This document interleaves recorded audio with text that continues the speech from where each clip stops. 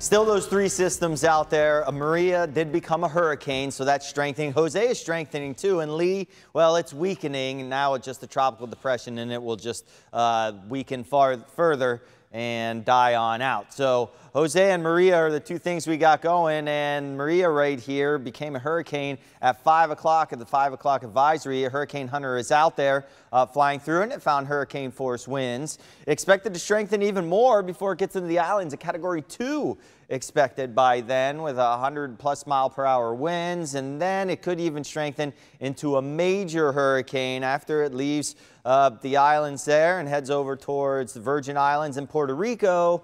Category 3 storm with 125 mile-per-hour winds. That's a major hurricane. Then it crosses out of the Caribbean, goes over the north coast of Dominican Republic, and then approaches the southeastern Bahamas here by Friday.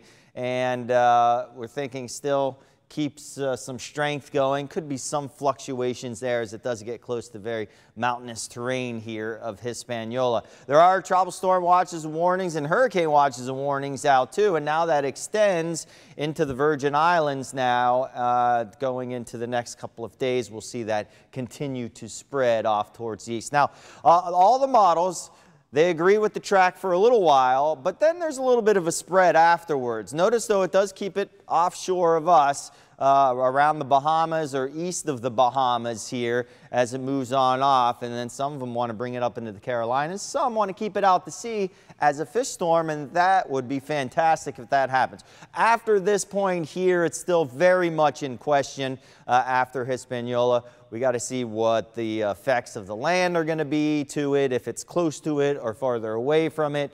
So definitely a lot up in the air after this point here, and this point here was Thursday and Friday. I think we'll get a much better grip on it once it gets closer towards Puerto Rico on Wednesday. So we're looking for impact on the islands tomorrow night on the Leeward Islands, and then impact in the Puerto Rico area by Wednesday afternoon, and then the end of this is around Friday.